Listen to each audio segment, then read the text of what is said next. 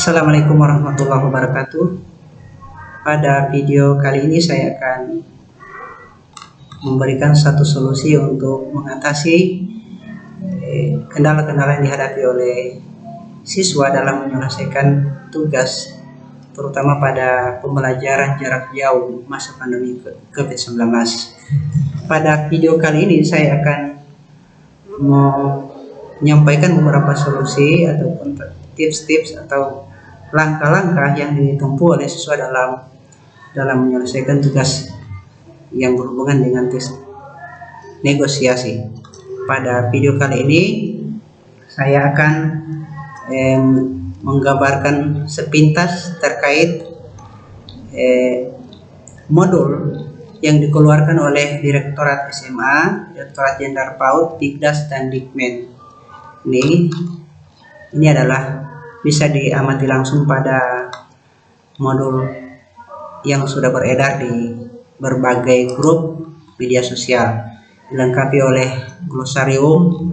Kemudian di dalamnya juga ada pendahuluan identitas modul bahasa Indonesia semester 2, khusus materi kompetensi dasar, mengevaluasi dan menyampaikan pengajuan penawaran dalam tes negosiasi. Oke, pada video ini fokus pada kompetensi dasar, mengevaluasi pengajuan penawaran dan persetujuan dalam teks negosiasi. Pada situasi normal ini adalah 3.10, namun pada masa pandemi ini berada pada 3.5 sesuai dengan kurikulum darurat. Ini mengevaluasi pengajuan penawaran dan persetujuan dalam tes negosiasi. Lisan maupun tulisan ini dijabarkan ke dalam dua indikator utama. Ini menemukan kekurangan dan kelebihan isi penyampaian tes negosiasi berupa permasalahan pengajuan penawaran dan persetujuan secara lisan maupun tertulis. Oke, indikator yang kedua menjelaskan kekurangan kelebihan isi penyampaian tes negosiasi berupa permasalahan pengajuan penawaran dan persetujuan secara lisan maupun tertulis. Setelah itu akan dilanjutkan dengan aspek keterampilan. 4.10 di sini mestinya 4.5 pada situasi pembelajaran jauh masa pandemi, dengan dua indikator juga menuliskan pengajuan penawaran pencapaian persetujuan dalam bernegosiasi, dan indikator kedua mempraktikkan pengajuan penawaran dan pencapaian persetujuan bernegosiasi secara lisan. Baik, di dalam modul ini dilengkapi oleh deskripsi materi. Ini silakan dibaca pada modul yang sudah dikirimkan. Juga ada juga petunjuk penggunaan, ada 6 petunjuk, silakan dicermati, dijalani agar nantinya bisa mengoptimalkan proses pembelajaran terkait dengan mengevaluasi teks negosiasi. Kemudian pada bagian C, materi pembelajaran kali ini fokus pada kelebihan dan kekurangan isi penyampaian pengajuan dan penawaran dalam tes negosiasi. Kemudian yang kedua fokus pada permasalahan pengajuan penawaran khusus pada aspek keterampilan. Baik, masuk pada kegiatan pertama, menyelami pengembangan kompetensi dalam aspek pengetahuan dengan tujuan pembelajaran ada 2. Silakan dilihat di modul sudah dikirimkan. Ini 3.5 sesuai keadaan masa pandemi darurat, kurikulum darurat. Kemudian dalam modul ini juga dilengkapi dengan uraian materi sebagaimana yang sudah disampaikan di atas. Silakan adik-adik siswa sebelum mampu adik-adik mengevaluasi teks anekdot, maka harus tahu terlebih dahulu definisi-definisi yang terkait teks negosiasi. Ini silakan dibaca juga dengan cermat. Ini adalah modal untuk agar mampu menganalisis apalagi mengevaluasi. Berikut juga dalam modul ini juga menjabarkan tujuan negosiasi itu ada 3. Yang pertama mencapai kesepakatan, yang kedua mencapai penyelesaian atau jalan keluar terhadap masalah yang dihadapi bersama, dan yang ketiga mencapai kondisi saling menguntungkan atau win-win solution untuk pihak-pihak yang bernegosiasi. Nah, di dalamnya juga terdapat manfaat, silakan dipahami dengan baik. Intinya adalah dalam modul ini didahului oleh kegiatan literasi ini. kegiatan literasi atau membaca, menambah ataupun mempermantap pengetahuan agar nantinya bisa menjalani tahapan-tahapan proses pengembangan kompetensi sesuai dengan KD dan indikator yang dibelajarkan. Oke, masuk ke tugas ya. Masuk ke tugas, namun didahului oleh contoh.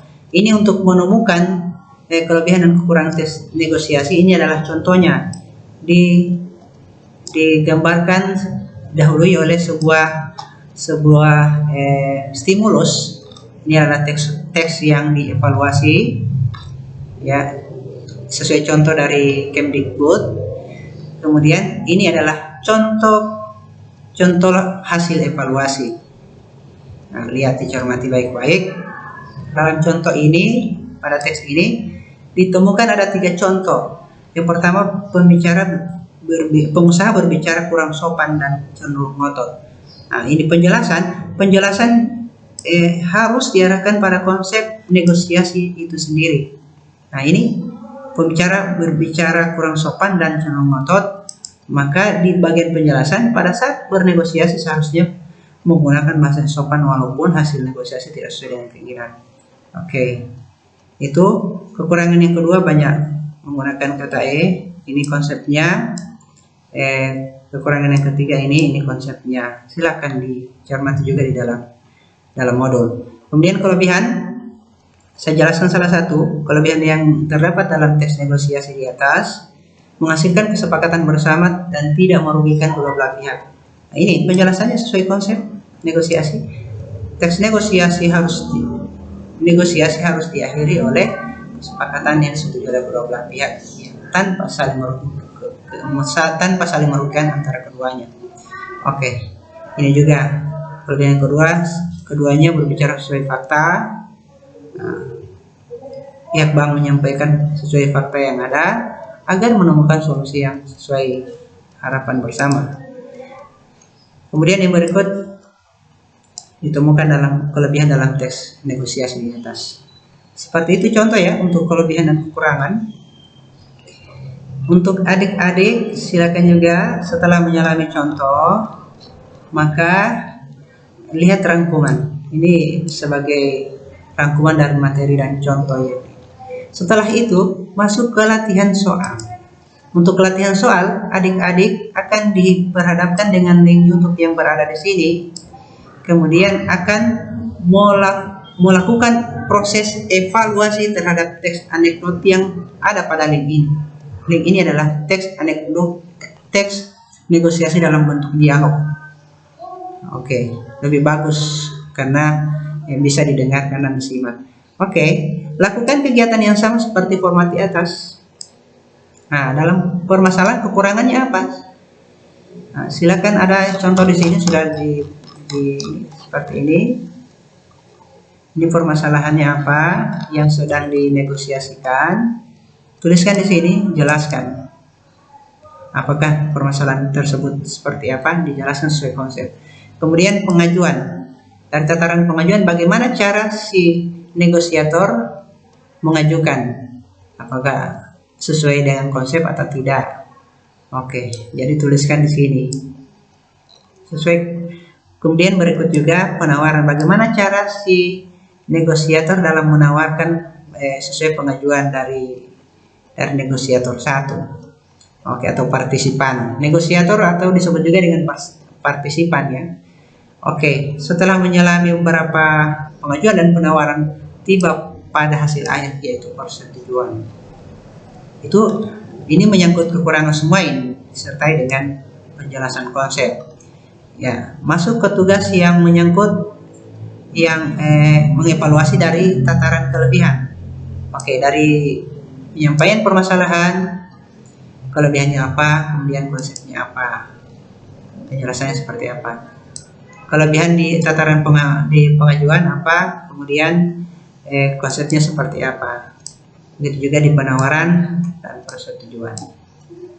Oke, setelah diselami berdasarkan hasil analisis Anda pada tataran kekurangan dan kelebihan teks negosiasi, maka Anda akan diminta untuk menuliskan simpulan sebenarnya berdasarkan fenomena pada